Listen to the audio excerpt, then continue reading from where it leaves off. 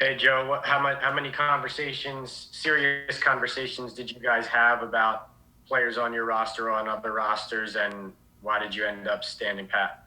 No, we felt good about where we are. Obviously, there's a lot of phone calls that happen on days like this. We had a lot of calls coming in today for obviously a lot of players, but listen, there's some foundational pieces that we're definitely looking to build with in this program. We're happy with the way our players are working right now. We're happy with the progress they're making. So this is a position right here that we want to keep building with this team right here. We want to keep building with the guys we have. We have a lot of confidence in the guys we have, and their hard work is paying off. So there are a lot of calls that come in. Obviously, guys looking to fill positions they have of need. But for us, we're not looking to go ahead and make anyone else's roster for them. Zach. And Joe, I know last night you were asked about Golden saying throwing me the ball when he yelled into the camera after the touchdown, and I'm sure you're aware about today his wife posted some stuff on social media saying that she doesn't think he's been getting the ball enough. I'm just curious if you've had any conversation with Golden about if he's concerned about his role or if he's frustrated, like, and what kind of the context of that. No, I haven't actually. Last night after the press conference, when that was brought to me, I didn't see any players after that. They're all really out of the locker room by the time I get done with that. And then to be honest with you, just walking down the stairs to this right here, Pat Hanlon kind of brought me up to speed a little bit on some of the deals you're referring to with the social media.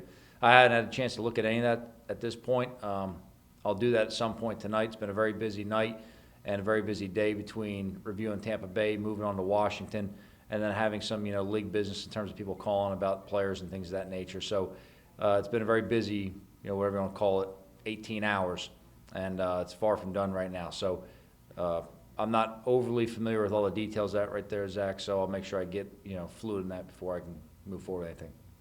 With Golden, though, I mean, how would you assess how he has played for you guys this season? I know his numbers are obviously down from what it's been in the past, but what have you made of his season?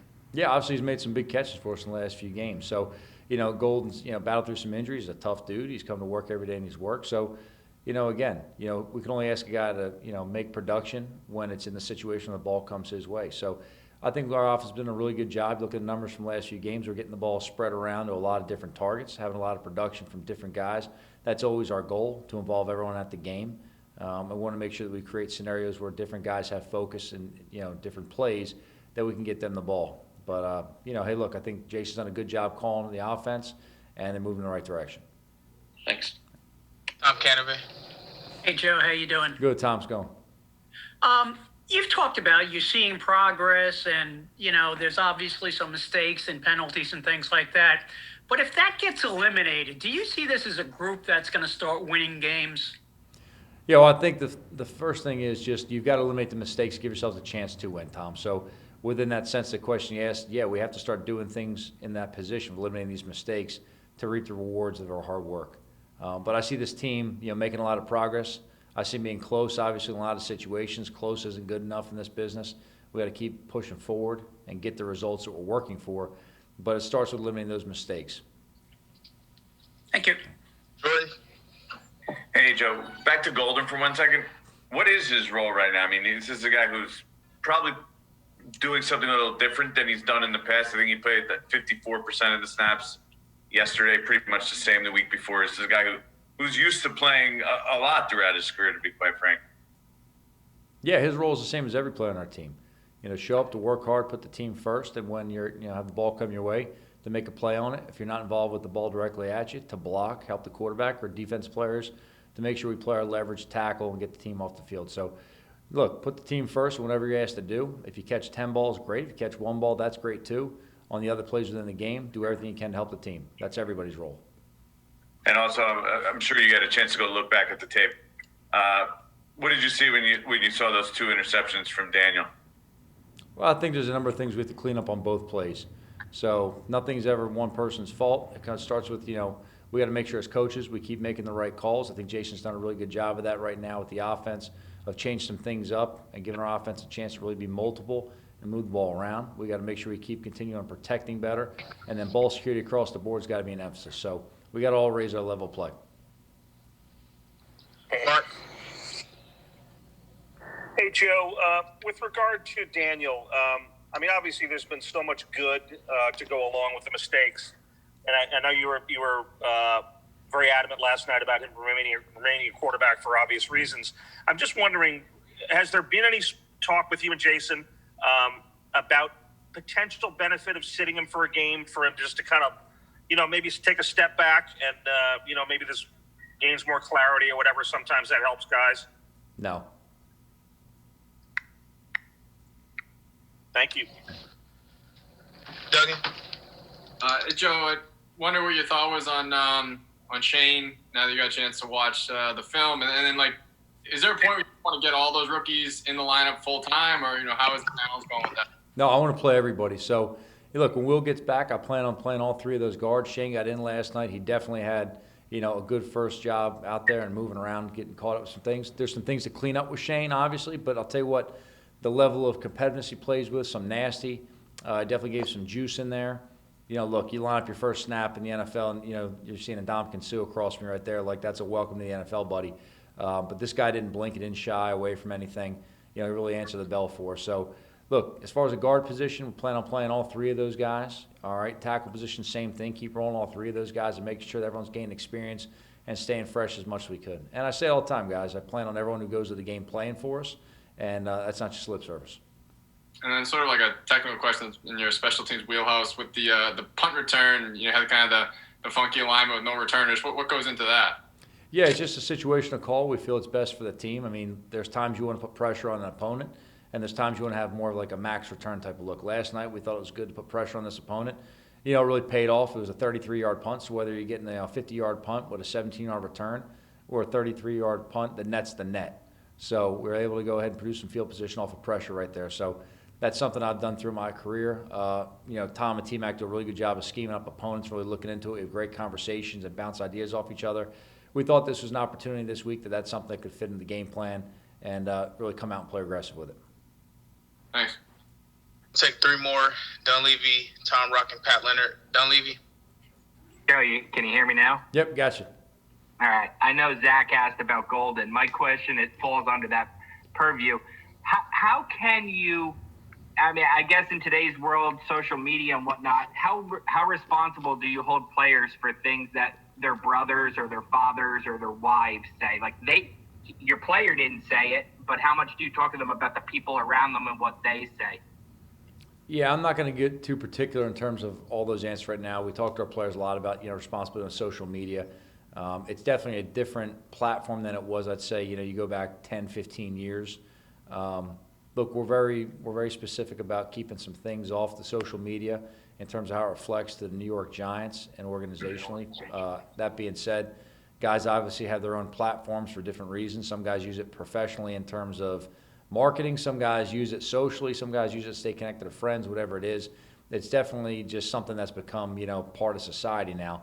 But we talk to our players on a regular basis about their use of social media. And I don't think we ever asked you, but you joined Twitter like a month ago. What made you do that?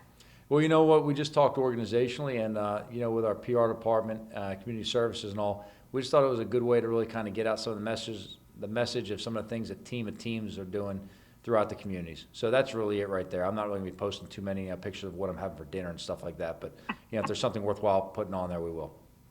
Thanks, Joe. Tom Rock. Joe, you're halfway through the season. What do you need to see in these next 8 games from Daniel that will prevent you from going into this offseason looking to improve that quarterback position either through the draft or free agency or any other way? I know you're sticking with him now. What do you need to see from him? Yeah, I need to see the same thing from every coach and every player, and that's continued improvement in everything we're doing, period. So it doesn't matter who you are with a new organization over this next second half of the season. I expect to see a raised level of coaching and a raised level of playing. And what did you see from? I'm sorry. What did you see from Carter Coughlin? Got some work there, and Cam Brown too. They seemed like they were paired up together and doing some things. Yeah, they played in a couple packages for us last night on defense. Really, kind of some more of the third down packages right there. I think what Cam Brown's really developing. What he has is a good pass rush skill set, and there's some things that we're kind of exposing him to that are new to him. So we're giving to him a little small dose right now. But look, he's a guy that's immediately made an impact for us in the kicking game. He's a guy that's starting to really go ahead. Make some headway on defense for us. And Carter Coughlin, he's another guy in that same boat. He's a high motor player. He's got some flexibility for us, Tom, as far as playing like an inside stack linebacker as well as on the edge right there. He does have some pass rush value, and he can also drop in or drop back to cover in some zone coverage, or maybe match a running back or a tight end and man-to-man right there. So these are both young guys that are developing. We've seen a lot of improvement from these guys. And really, if you kind of look across the board, all the young guys we're playing with, and again, there's no excuses, we're not alluding to that, but the first part of the season kind of replicating what they would have had in preseason of getting their feet wet to the NFL, learning the speed of the game, and learning how the operation is different from what they're used to in college. We're starting to see a lot more production from all these guys on a raised level of play. I think T.J. Brunson's another guy to highlight right there. That's his second game playing.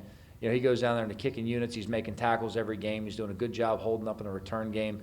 So there's a lot of guys that are making a lot of improvement. Now, we've seen it in practice throughout the time, but now it's starting to become, to fruition in games, which is good for them to see. But I see a lot of improvement, especially from these young guys across the board. Last one here, Pat Leonard. Hey, Joe, just to set the scene for today, how did it go for you guys? How involved were you on the phone compared to Dave and the personnel department? Were you guys in the same room? Were you not allowed to be? How did you guys work it all?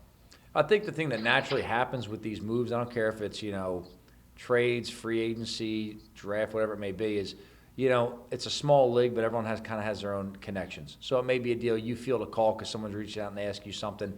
Hey, then I'll go ahead and bounce it off Dave, or he may ask my opinion on a player that I may have worked with before, something of that nature. To be honest with you, we're a lot more active in taking calls than we were in making calls today, to be honest with you. We had a lot of people calling about our guys. And, obviously we're going to have conversations, throughout the organization about anything. That's our responsibility to do our due diligence, make sure we're always doing the best thing for the team. Today was really kind of a busier day with people calling us and just having some internal conversations more so than, being so overly active in that. Like no single room that you guys were in, just kind of doing your own thing and reaching out to each other as need be, kind of? Yeah, there was a lot of times we were in the same room having conversations. This isn't like the draft where there's a war room or something of that nature. This is just more or less, if someone calls you up, you walk down to the other guy's office and you kind of just have a quick exchange right there. It may be involving different guys in the organizations or different coaches. What you find in times like this is there's a lot of communication throughout the league with different people they're familiar with. So you're kind of talking as an organization in different avenues. Ultimately, it comes down to a few guys talking in a room, making decisions, then moving on.